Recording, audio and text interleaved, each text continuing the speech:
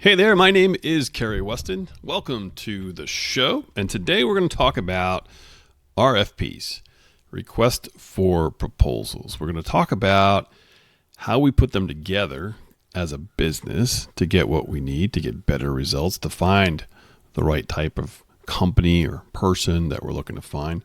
And on the other side, if you are an agency, if you are a firm, a vendor, a company, how to best respond. Okay. Now I bring this up because over the past 25 plus years, I have been on both sides of this equation. And I can tell you that so many more people get it wrong than right. And when I say get it wrong, I mean they get it way wrong. The RFP is not meant to be a brain dump like an inconvenience store where you have to just search, hunt, and peck for things that are valuable in hopes that you find a nugget or in hopes that somebody understands what you want. It really is supposed to be a clarity document. So if we can think of it as a clarity document here, this exercise, this episode, this topic is going to be so much more valuable for your business, regardless of what side you are on when it comes to the RFP. Okay. So the reason I'm doing this now is I'm working with a client who I helped put an RFP together. And, it wasn't surprising that the first draft of the RFP was much like what I see in businesses across all industries and all sizes.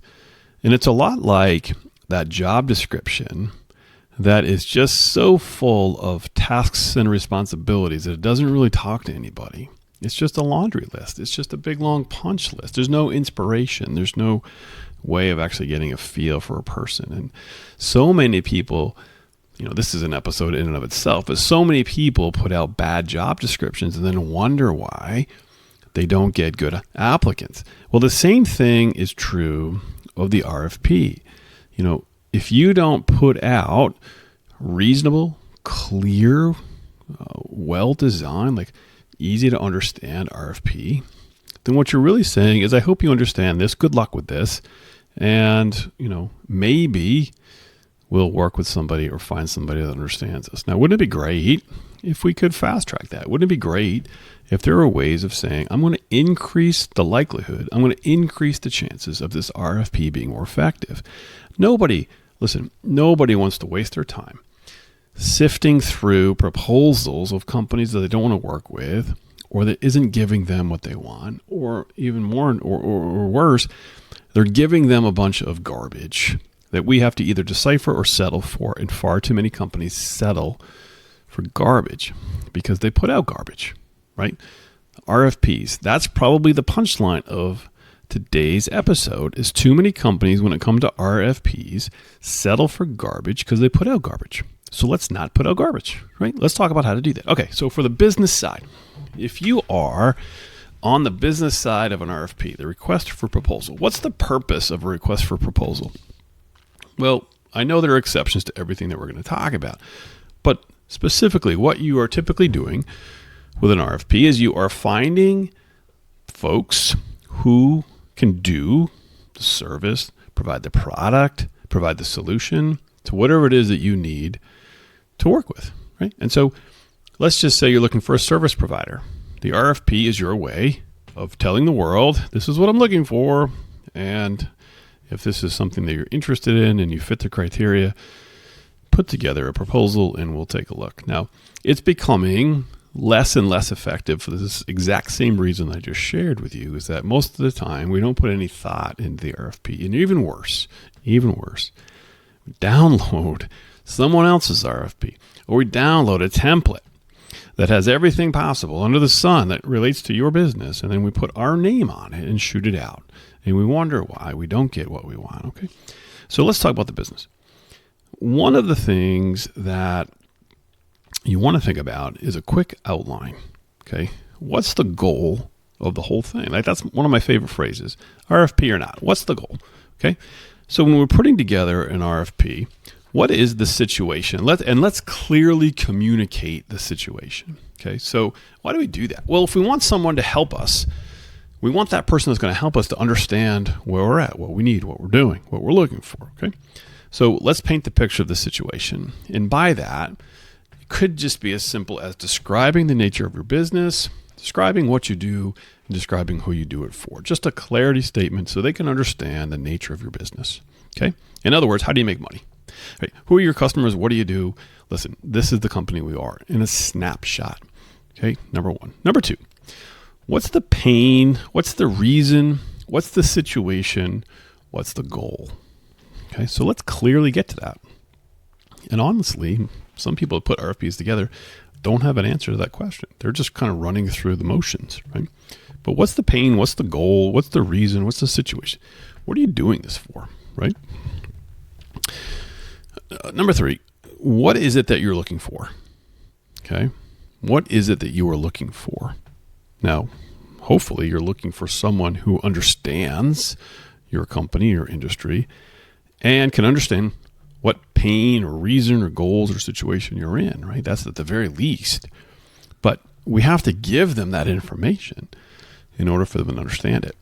And if we give it to them, let's make it as clear and as straightforward as possible. Let's create the description that would help someone understand who you are, what you do, what you're looking for. Okay, so right off the bat, what's the situation? What's the company? What's the pain? What are you looking for? Let's have clarity, right? Let's have clarity there. And then the next thing that you want to look for is, what does success look like? Okay, now let's go back to the previous one, because we can't define success until we define what we're looking for. And the more specific you can define what you're looking for, the more likely it is that you're going to have more meaningful conversations on the back end when people actually respond to this thing, okay? So don't put generic services or generic descriptions here. Literally, what are you looking for? Let's put that down. Give some thought to this, okay? Again, the more thought you put into it, the better you're going to have coming out. So what are you looking for? And then there should be a relationship between what you're looking for and what does success look like. And oh, by the way, I would label these sections on your RFP like, this is what we're looking for. Okay, we're talking to humans. Let's make this simple. Don't overthink it. This is what we're looking for.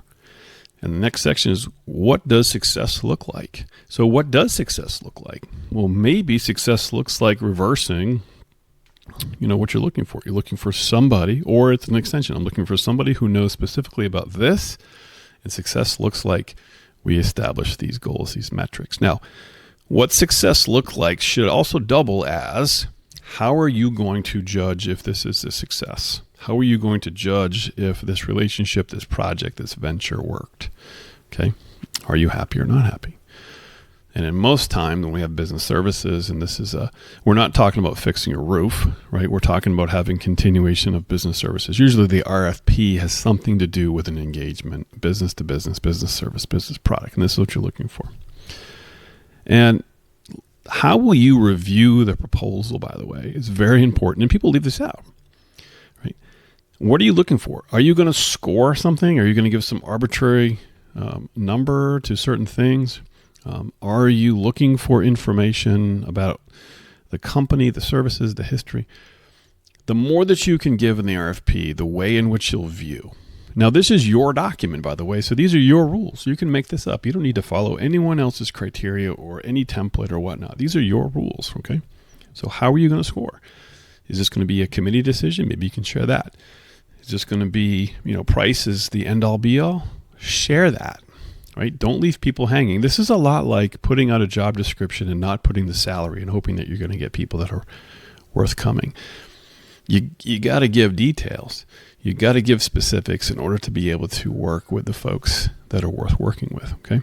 So let's go quickly through that again. What's the situation? Let's set this up. Who are we? What company? Let's describe our company. What's the pain? What's the reason? What's the situation that's causing you? What's the goal that's causing you to put this RFP together? What are you looking for? Specifically, we're looking for a company that can do what? And then as specific as possible there, the better. What does success look like? If we're successful, if 6 months from now, if 12 months from now, we've done the right thing, we've hired the right person, you've done your job, this is what success looks like. Paint it, right? Paint it, because people need to see what it is that you're looking to do together and how you're going to measure whether it's good. And then how are you going to review the proposal? Share with them, right? again, what matters, the process, the timeline, anything you can do to bring clarity ahead of those questions that you're going to get, right? Just think about the position of the person that would be reading this. Think about the company that you would want to work with, what you want them to know, and then get it in there, okay? So let's flip now, because the other side of this equation is companies, agencies, whatever it might be that are responding to the RFP. And we're talking marketing now. So, this is probably going to be a marketing firm or specialist, a consultant, a contractor of some nature. I went through 3 proposals. I'm recording this on a Tuesday. I went through 3 proposals on Monday, yesterday. And it was just a wall of marketing gibberish. It was just walls of text, marketing gibberish. And here's what it is we have, as agencies, and I've been in that seat, we have pages and pages of proposal language that we're just dying to use. And we'll put it into everything. We'll jam it into everything, regardless of what people are asking for. Because we think for some reason that these 7 pages of our capabilities and our expertise and our special sauce and our special process and da-da-da and all this jargon is going to mean something. And it doesn't. It doesn't mean a thing.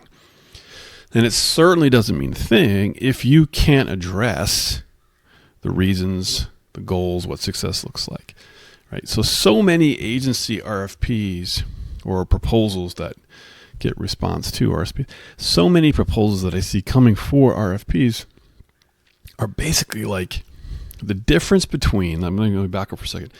Have you been in a conversation before where the person on the other side that you're talking to is quiet, but they're not really listening? They're just waiting to talk. Okay. Can you paint this? Have you been in this situation before? There's a difference between talking to somebody who's listening and will kind of give and flow with you, right? They'll ask questions. Or someone that's just waiting to talk. And a lot of proposals that I see coming from agencies that are going to businesses that put out RFPs are just waiting to talk. Like, they already have their proposal. They'll change a page and a number, and then they'll send the rest of it. They'll send 25 pages of walls and walls and walls of marketing gibberish. They're just waiting to talk. And most of the time, they're doing that because the RFPs are junk. So the proposals have become junk. So why would I put 2 hours into a proposal if you're just going to put 90 seconds into the RFP to begin with, right? So there's give and take here. So what I'm sharing with you is the better the proposal and the more thought you put into it, the more likely, this is not a guarantee, but the more likely you're going to get a more thoughtful proposal. And your rules, right? You can say, we're only going to talk to companies who answer this question. You can do that, right? We're only going to talk to companies who specifically put a section in the proposal about X, whatever it might be. We've all heard rumors about musician contracts that say, I only want to have a bowl of brown M&Ms or green M&Ms or whatever it might be, sparkling water, but only with a pink label, whatever. Most of the time when they do that, they're doing it to see if you actually read the contract, right? They'll hide these little Easter eggs in there. Well, you don't have to be that clever, but you can put things in your RFP to make sure that they've read it. And you want to make sure they've read it because this is important to you. You're going to be spending money. You're going to be having a relationship. You're going to be a working partnership with somebody. You want to make sure that they've thought about it, read about it, and given some purpose to it, right? So think about this. Garbage out, garbage in. There's a difference between listening and waiting to talk. And the more specific you can put into the RFP what you're looking for, the situation you're in, and how you're going to measure success, the more likely someone will respond with information that's meaningful for you, and the greater the opportunity that you're going to find someone worth working with. You do not have to put up with gibberish. You do not have to put up with generic responses. It's your rules, right? But if you are going to put out a generic RFP, be ready for a generic proposal and all the effort, chaos, questions, and mistakes that come with that. I think your time is more valuable than that. Your business is more valuable than that. And that's certainly not a practical way to approach anything, right? So just give some thought as to the better the structure, the better the input, and the better the driver's seat you're going to be in as a business to choose who you get to talk to and why. Okay. All right. RFPs, it is the bane of many existence when it comes to both companies and agencies. And I hope you learned one thing here when you put the next one together to help you do well. Okay. You can find out a little bit more about this and other episodes at thepracticalmarketingshow.com. And until then, keep your marketing practical and your results measurable. All right. We'll talk soon.